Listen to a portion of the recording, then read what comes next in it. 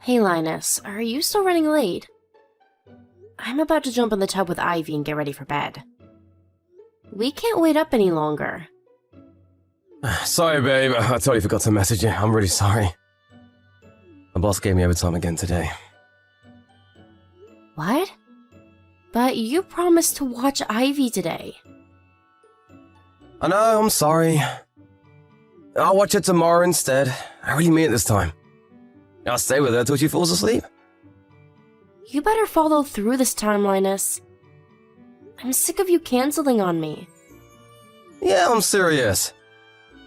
I'll be back on time tomorrow, I promise. If he tries getting me to do overtime again, I'll say no. Fine. Well, in that case, I forgive you for today. I'm getting so big these days, it's hard to move around. I knew being pregnant wouldn't be a cakewalk, but I'm surprised how hard it actually is. I'm worried I might slip over getting out of the bathtub or something. It's hard to wash myself, let alone take care of Ivy too. In fact, I can barely keep up with her at all. I'm no match for a 5-year-old girl, she's like a little rocket. I guess you are 9 months gone. Could totally see that little mischief maker running rings around you. This is just the warm-up though. Let's not forget our child-rearing quota is set to double soon. I really shouldn't complain about Ivy given what's on the way. Oh yeah, that reminds me. My sister messaged me. She offered to come over to help around the house after the baby's born. Wow, really? She's a star. That's going to be a huge weight off our shoulders. You've met my sister before, right? Your sister? Oh, now that you mention it, I have. She said you bought her a meal. Sorry if it was any trouble. I know what she can be like. It was nothing really, don't sweat. All I did was buy her a burger from some budget family restaurant. I didn't break the bank or anything. Really? I hate to say this, Linus, but if you have enough free time to be taking my sister out for burgers, I wish you'd start coming home from work on time. I said I'm sorry, babe. Just kidding. I bet she forced you to take her, right? She has a way of always getting what she wants. She's the strongest world person I know. She probably knew you wouldn't know how to refuse her. Yeah, it was exactly like you said, babe. She twisted my arm. Oh, did you think of a name of the baby yet? I did think of a few candidates, but I can't decide for the life of me. Who knew picking a name would be so hard? What about you? Yeah, I came up with a few good ones too. If it's a boy, I think we should call him Balthazar. Balthazar? Am I giving birth to a freaking demon? I really think we should go with something a little more normal, Linus. Can you imagine it? The bullying would never end. Surely it's the opposite. Think about it. No one messes with a kid named Balthazar. He'll be the king of the playground. I guess I'm not dead set on it, though. Just an idea. Sorry, honey. I hope you don't feel let down. I know you've been trying hard to come up with something, 'cause I'm so indecisive. You know, I read an interesting article lately that said boys with one-syllable names are more likely to become CEOs.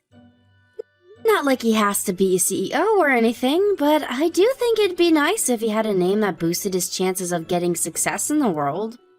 I tell you what, let's both think on it a little longer. We can share what we come up with and decide on it together. You care about the number of syllables? I get that it might sound excessive, but I don't see any harm in it if it's a name we like and it helps his chances of getting along in the world. Here, I just looked up the figures. It says that statistically, boys earn on average $3,600 less a year for every extra syllable in their name. Don't worry, I'm fully aware of how materialistic I probably sound. I just think it'd be cool if we could name our boy scientifically, you know? Linus, am I weird?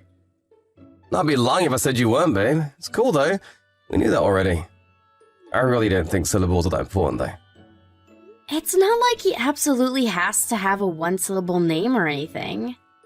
But this is our son we're talking about. Surely we should do everything we possibly can to help him get ahead in life. Every I dotted, every T crossed. I'm surprised you're so anxious over all this. Surely this being baby number 2 puts your mind at rest a little. I might have more of an idea what to expect now, but childbirth is difficult, full stop. Plus, this is our first boy. I'm a little nervous about him being bigger than Ivy, and if he inherits your big melon head on top of that, I'm in for a world of hurt. Hey, that wasn't called for. I'll get you back for that one. You'll be fine though, babe, really. I'll always be here for you to bring him up. Right. Anything I can't do, I'll leave in the hands of his clever and capable dad. Yep, leave it to me. I feel bad about how things have been lately, though.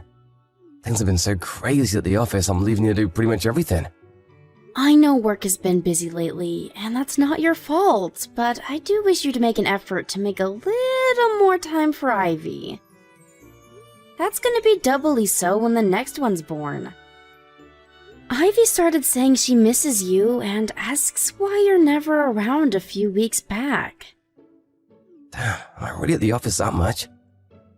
You barely spend any time with her. She'll forget you if you're not careful. Will you make sure to prioritize Ivy when our son's born? I'm gonna have my hands full with him. Apparently, it's not uncommon for the firstborn to get jealous and feel lonely when their new little sibling comes into the scene and suddenly starts stealing all their attention. I want us to create the kind of environment that makes it easy for her to accept her little brother and avoid her holding any negative feelings towards him. That's a good point. You're right. Sorry, the boss is shouting at me. I have to get back to work now. No problem, honey. Sorry for keeping you. Good luck. I hope you manage to get out before midnight.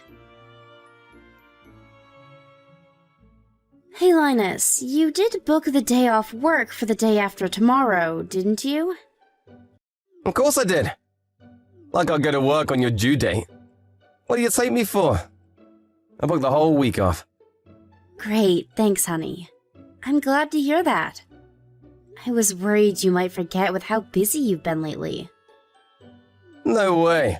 There's nothing more important to me. Besides, who's gonna watch Ivy if I'm at the office? Thank you. I put all of the necessary stuff together to make it as easy as possible for you. I wrote our kindergarten schedule and a to-do list in your notepad. Thanks, that's a big help. Oh, but what should I do if she's asleep? Should I wake her up? There's no rush. You don't have to wake her.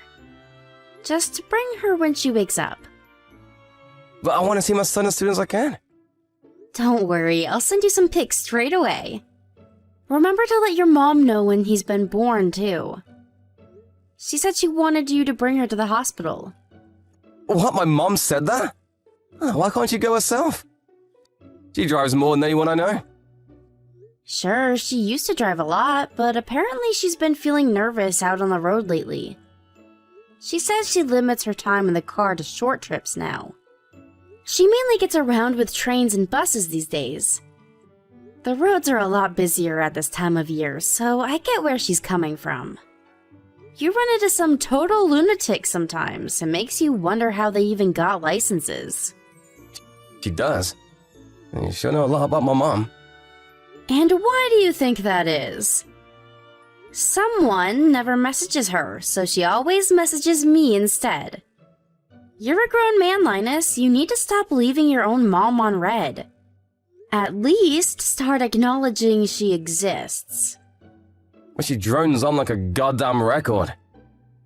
I'll worry I'll fall asleep if I read the essays she sends me. But this is your mom we're talking about here. It's not like she has many people to talk to. She probably gets lonely. Would it really hurt to speak to her every now and then? You even turned her down when she offered to come and stay with us after the birth to help out with the kids and the housework. I felt so guilty you wouldn't believe. To be honest, I still do. What's worse, you made me turn her down. Couldn't you at least have done it yourself? Sorry. I'm not laughing, Linus. Jeez, come on, babe. I'd never get a break if my mom lived with us. But you will when my sister moves in? She's a million times worse. Nah, I'm sure I'll get to relax with Helen around. She's super kind and cooks a mean steak. How do you know that? Has she cooked for you before? No, but I got to know her a little when I took her out for that burger. She showed me a bunch of pics of the meal she made on her Peatbook page. I got the impression she really enjoys cooking. Yeah, apparently she cooks for her boyfriend every day. I can vouch. She's really talented. She's passionate about cooking ever since she was a teenager. I gotta say though, I think your mom's cooking is even better. Oh yeah? Well, I'm bored of it.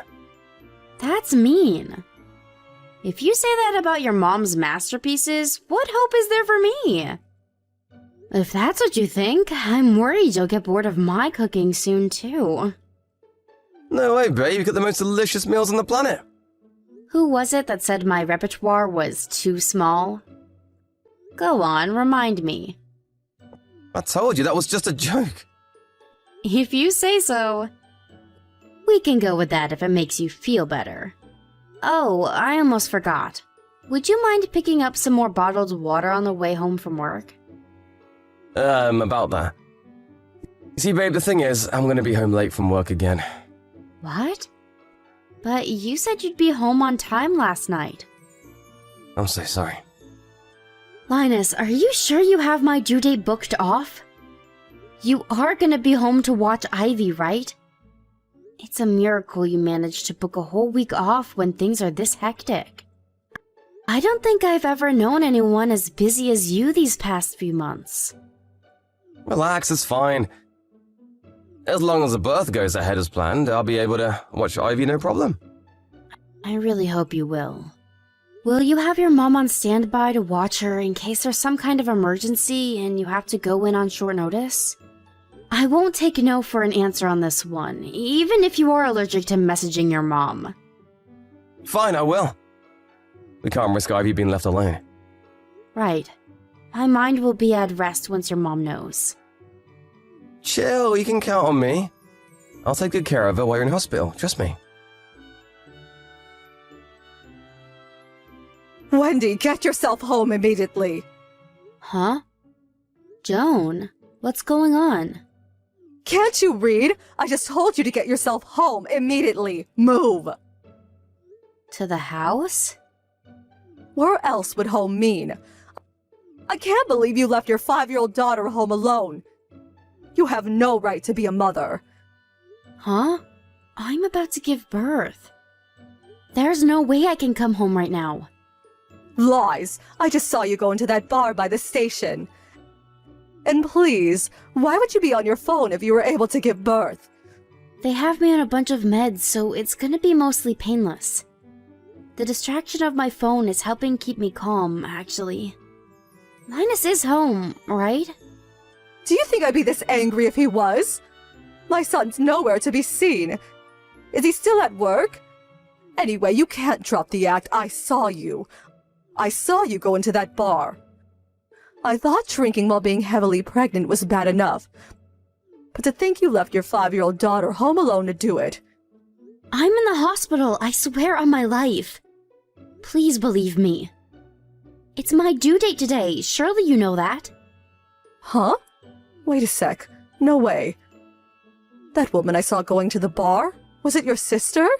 I remember you telling me you had a twin. Probably. I mean, it had to be. Was she heavily pregnant? Oh my god, I'm so sorry, Wendy. I only saw her face. Now that you mention it, I think she might have been slim. Don't worry about it. Me and her are identical twins. People get us mixed up all the time. But what's all this about Ivy being on her own? Is Linus really not home? I searched the place from top to bottom, but he was nowhere to be seen. I was there for at least 10 minutes, so he can't have gone to the store or anything. I was walking home from the station after work. That's when I saw your sister going to the bar. Then I saw Ivy out walking on her own. What? Ivy was outside alone? Right. That's why I was so astonished. To be honest, I saw red. I'm having a planned birth under anesthetic, so I was admitted to the hospital this morning. This has all been scheduled for weeks now. Linus said he was taking a week off work so he could be home to watch Ivy and spend some time with me and the baby after the birth. There's absolutely no reason he shouldn't be home. This makes no sense. What? Then what the hell is he playing at? Hold on, dear. I'll call him. Hang on a sec, Joan. Don't call him just yet. I'm gonna send my mom over to the house. Someone needs to be there to watch Ivy. Would you mind heading back over to that bar you saw my sister go into to check if she's still there? Huh? I have a hunch. I think Linus might be with my sister. But why on earth? I can't tell you why. I just have this gut feeling.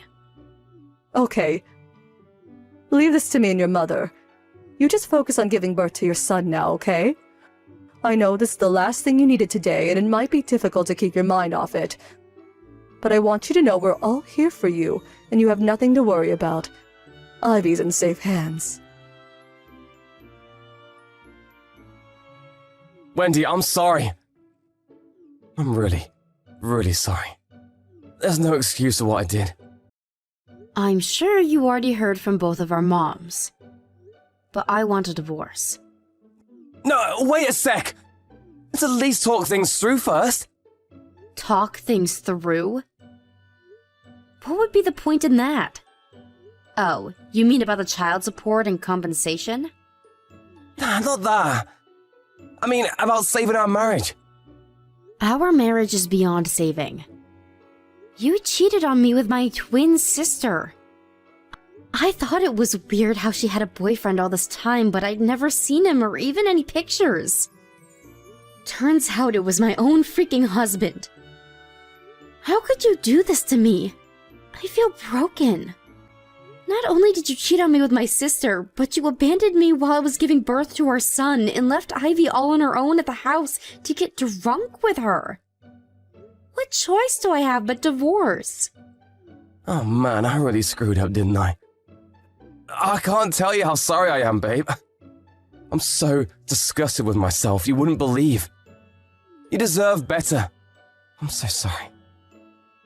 Please, babe, you know Ivy is really mature for a 5-year-old. I thought she'd be fine on her own for a little while. It's not like I planned on being out all day.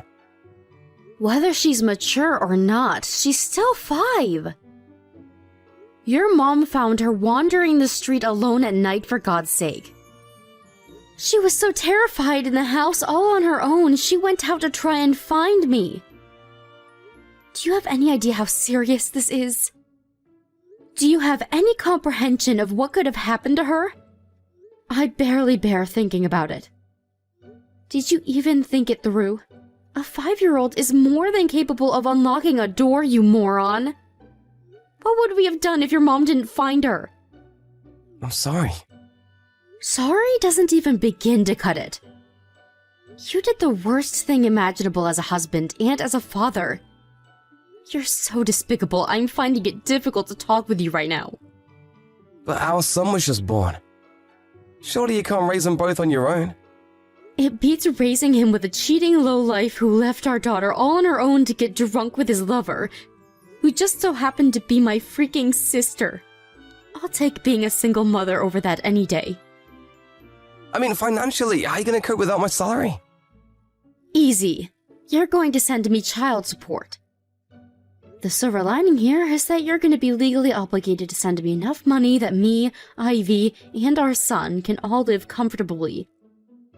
And never want for anything until they're both adults. But it's going to be too hard for you to hold down a job while raising 2 kids on your own. You need to think this through. Please, baby. Don't ever call me baby again. You don't need to worry about me coping. We'll all be absolutely fine. I have the support of your mom and my family to rely on. And unlike you, they actually care about me and our children. They have my back, no matter what. Oh, by the way, Helen told me everything when I confronted her. She agreed to get out of mine and my family's lives for good. What? Don't tell me you're surprised. She cheated on me with my husband. Do you really think I can forgive her for that? I'm so sorry, I really mean it. I never meant to be unfaithful to you. Things just got out of hand is all. To say the truth, I was stressed. You were heavily pregnant and had been so long since we'd, well, you know. The pressure just kept building, and before long I could hardly take it anymore. That's when your sister invited me out for the meal. I knew you were identical twins, so I shouldn't have been nearly as surprised as I was. But Jesus, you really do look alike. It was like you were right there in front of me. If you think about it, what I did technically wasn't cheating. If anything, it just shows how attracted I am to you. You understand that, right, babe? Excuse me? Are you saying you cheated on me with my twin sister because she looks like me? You disgust me. I didn't think it was possible for you to be any more vile, but you just sunk to new depths. I can't believe this is happening. I did it because I love you, baby. I don't expect you to forgive me, but at least I want you to understand why it happened. I planned on ending things with her when Balthazar was born, I swear. Bullshit, scumbag. And our son is not called Balthazar, you freak. Stay out of our lives forever, you piece of low-life trash. Wendy, please calm down. Don't do this. You're making a mistake. I'll do anything for you to forgive me, anything. Just tell me what you want and I'll do it. Words can't describe how sorry I am. Sorry doesn't even begin to cover it. Let me make it up to you, baby. I promise I'll never meet your sister again. I swear on my life. I don't care. Do as you please. We're getting a divorce, so you're free to continue your needy little romance. No, I don't want her. I want you. I can't bear to lose you. Please, rethink the divorce. I love you. I love you, I love Ivy, and I love our son. You're my world. Please believe me. We are where we are right now precisely because I was stupid enough to believe you. I never want to see your face again. You'll never live under the same roof as us for as long as you live. You've lost any right you had to be my husband, and you've lost your right to be a father. You say you love me. But if your love is so superficial that anyone who looks like me can get a share, then you can stick it up your ass. Needless to say, I swiftly divorced my piece of trash husband. He showed up at the house in tears, begging me to reconsider while clinging to my leg like a hysterical child. But he didn't have a single ally in either family, and his mom promptly showed up and dispatched him after giving him the dressing down of a lifetime. Apparently, he even told my sister Helen the same thing he told me, that the only reason he ever got involved with her was because we looked the same. With that, she was hit with the harsh reality that she was nothing more than a cheap fling to him. It's not an understatement to say it was the shock of her life. She must have known what she did to me was wrong, because after paying me a hefty sum in compensation, she completely disappeared. Still, I don't have any sympathy for her. She knew it was wrong from the get-go. She probably just thought she could get away with it. Ostracism from her family is her just desserts. As for Linus, he's currently living in our old house while working hard to keep on top of the monthly child support payments. He's always asking me if he can see the kids, but I can't bring myself to let the kind of man who would leave our daughter all on her own like that anywhere near either of them. As far as I'm concerned, they don't have a dad. Of course, things will be different if they say they want to meet him one day when they grow up. But until then, he's nothing but a distant memory.